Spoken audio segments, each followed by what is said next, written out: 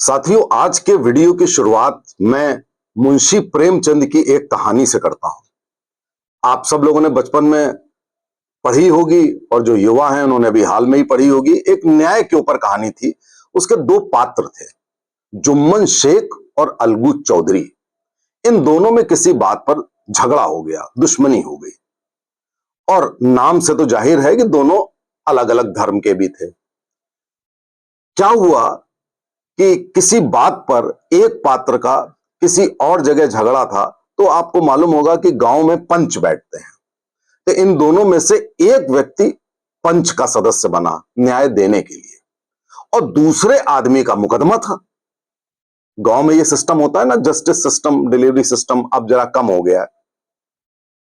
तो ये जो दूसरा पात्र था, इसने सोचा कि मेरा दुश्मन, वो भी दूसरे धर्म का, वो न्याय की कुर्सी पे बैठा है गांव में, तो वो तो मुझे जस्टिस देगा नहीं, न्याय देगा नहीं, वो तो मेरे विरुद्ध ही न्याय देगा। तो मुझे कैसे न्याय मिलेगा? उसका केस बिल्कुल सही था, सीधा सीधा केस था।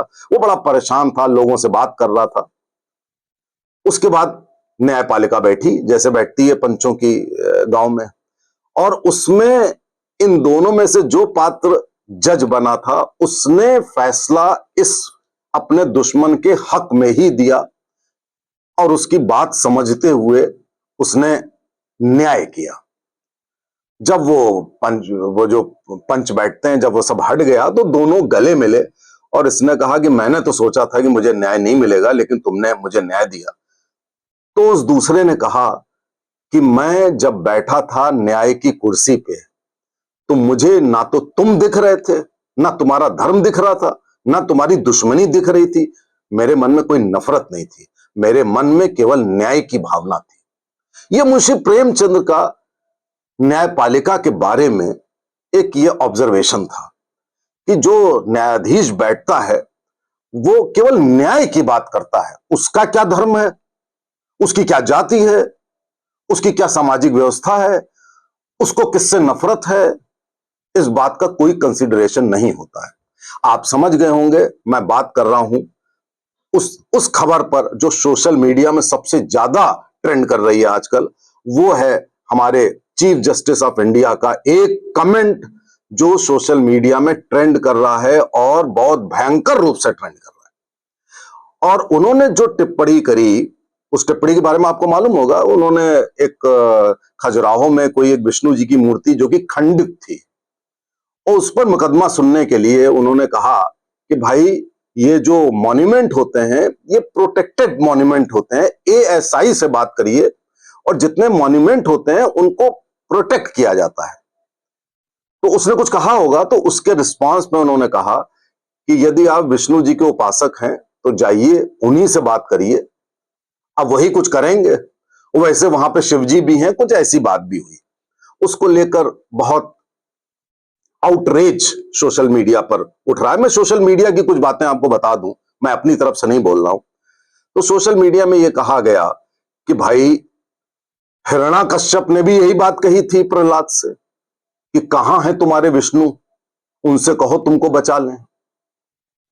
इस तरह की तमामों बातें थीं, और यह ऑब्जर्वेशन हुआ कि भगवान के ऊपर ऐसी टिप्पणी करना क्या सही है?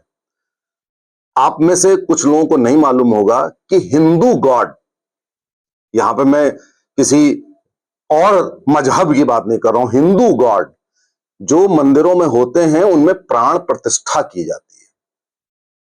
वो जूरिस्टिक बॉडी होते हैं। आपको मालूम है जूरिस्टिक बॉडी का क्या मतलब होता है? मतलब होता है कि वो मुकदमा लड़ सकते हैं। कई बार ऐसे इंस्टेंस आए कि मूर्तियों को लेकर के वकील कोर्ट रूम में आए हैं कि भाई, ये भगवान राम लड़ रहे हैं, हनुमान जी लड़ रहे हैं। मतलब इस तरीके से ये सिस्टम है। जूरिस्टिक बॉडी होती है कि जो न्यायपालिका में आके न्याय मांग सके, यानी कि न्यायाधीशों को, न्यायपालिका को भगवान से भी ऊपर एक तरीके से रखा गया है कि वो भगवान का भी मुकदमा सुनेंगे। यहां पर आस्था पर एक बहुत बड़ी चोट लगाते हुए सीजेआई ने कहा कि भाई 19 बात कर लो जाके। खैर, अब इस पर जो सारे ट्रेंड आए, उसमें ये आया, मैं पहले आपको बता दूं कि अगर ये मुकदमा सुन रहे थे सीजेआई, मैं भी एक डॉक्टर होने के साथ साथ मैं एक लॉ ग्रेजुएट भी हूं, तो मैं उस लिहाज से टिप्पणी करके बता दूं कि अगर कोई पीआईएल आई है, आपको डिसमिस करना है तो आप डिसमिस कर सकते थे तुरंत, बगैर कोई एडवर्स कमेंट किए हुए। लेकिन किसी के धर्म भगवान पर इस तरीके का कमेंट करना, मेरे ख्याल से जो सुप्रीम कोर्ट हेट स्पीच के बारे में बात करता है, तो क्या ये एक तरीके से हेट स्पीच नहीं लग रही है? ये भी सोशल मीडिया पे बात ट्रेंड कर रही है कि ये तो हेट स्पीच है। और किसी और मजहब के बारे में ऐसा ऑब्जर्वेशन नहीं होता है भाई। और मजहब के ऐसे ही मामले गए हैं सुप्रीम कोर्ट में, भाई साहब कभी नहीं कहा गया।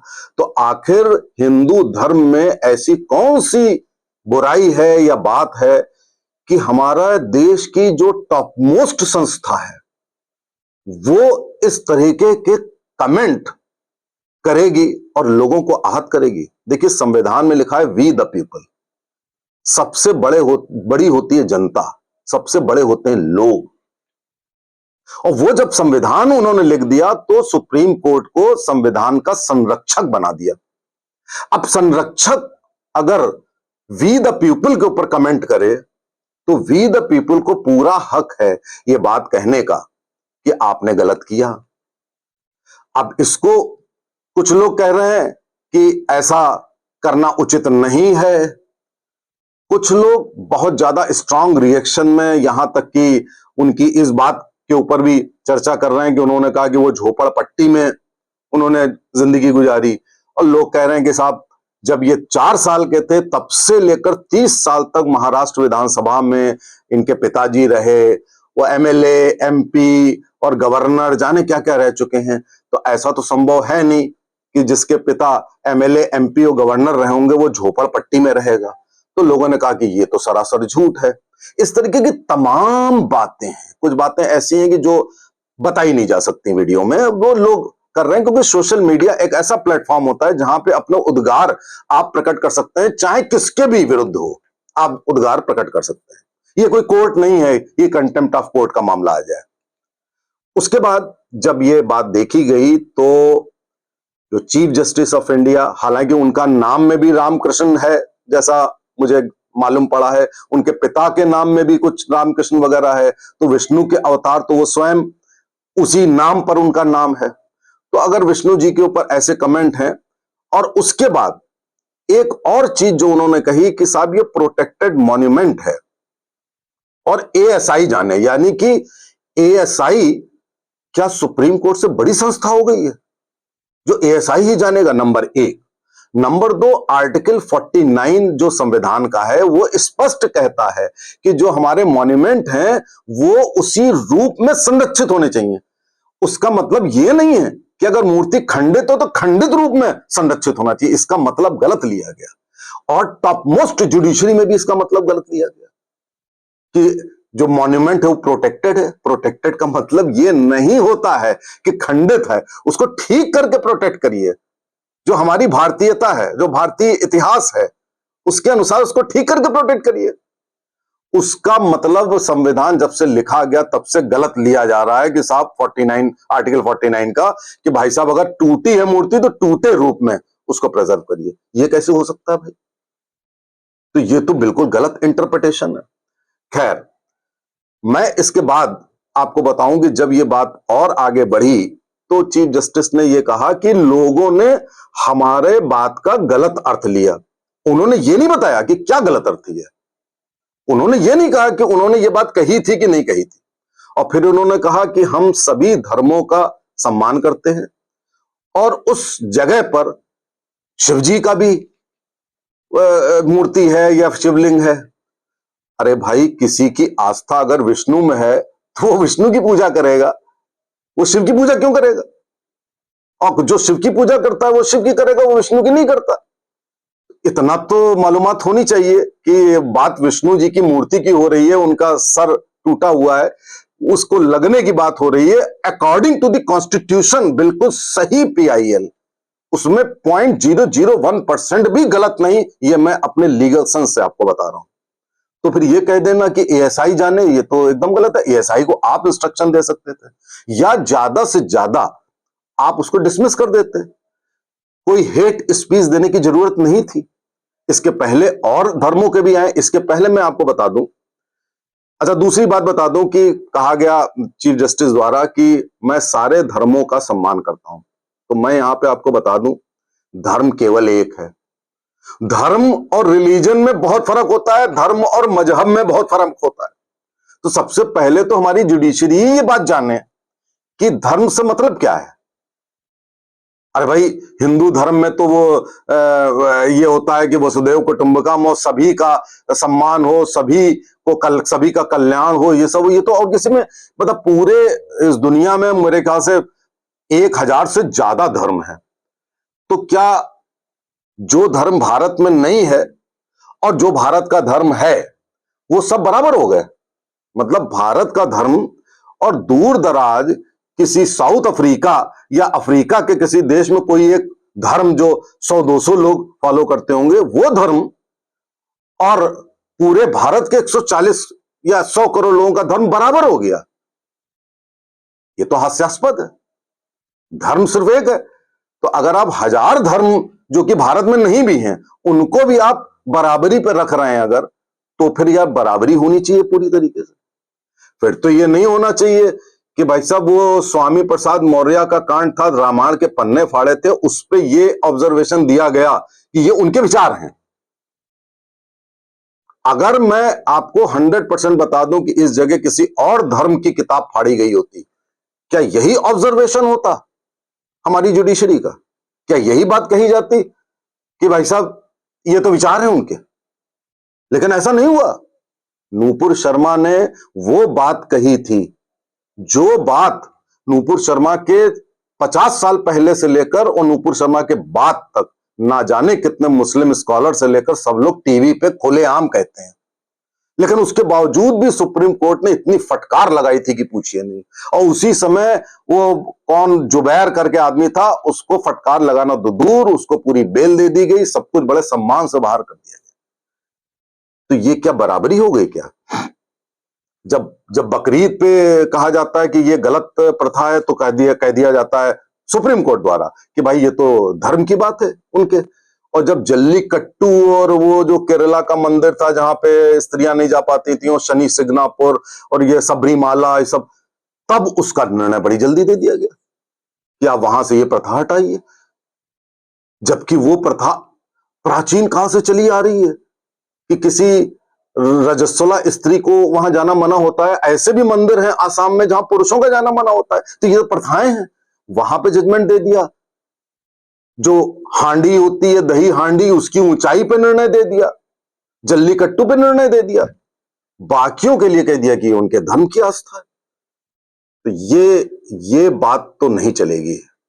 ये असंवैधानिक बात है। ये गैर संवैधानिक, गैर कानूनी बात है। ऐसे हजारों उदाहरण हैं जहां पर हिंदू धर्म से पक्षपात किया गया, पार्शियलिटी की गई, और बाद में कह दिया कि हमारी बात को समझा नहीं, हमारा मतलब ये नहीं था, हम सारे धर्मों का सम्मान करते हैं। तो करके दिखाइए ना सारे धर्मों का सम्मान। और सारे धर्म क्या, आप ये कहिए हम धर्म, मजहब और रिलीजन, इन तीनों का सम्मान करते हैं। धर्म नहीं है बाकी कोई भी, बाकी जितने भी हैं कोई धर्म नहीं है, क्योंकि कोई जना वसुदेव कुटुंबकम की बात नहीं करता है। कोई, सब जने कहते हैं मेरा रिलीजन, और मेरा जो नहीं मानता है वो काफिर है। आप उसका भी सम्मान करते हैं। जो दूसरों को काफिर समझ रहा है, इस देश के 20 करोड़ लोग 100 करोड़ लोगों को काफिर समझ रहे हैं उनको, और बाकी के 100 करोड़ जो कह रहे हैं कि वसुधैव कुटुंबकम, प्रभु सबका कल्याण करे, विश्व का कल्याण हो, आपकी नजर में ये दोनों एक हैं। इन दोनों का सम्मान बराबर करना चाहिए। भाई देखिए, मैं तो केवल उसकी बात कर रहा हूं नेचुरल जस्टिस की।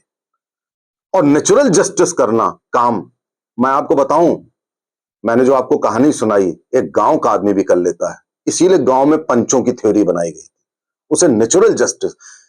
जज बनने के लिए क्वालिफिकेशन की जरूरत नहीं होती है, केवल आपका ज्ञानी होना, निष्पक्ष होना आवश्यक है, बस।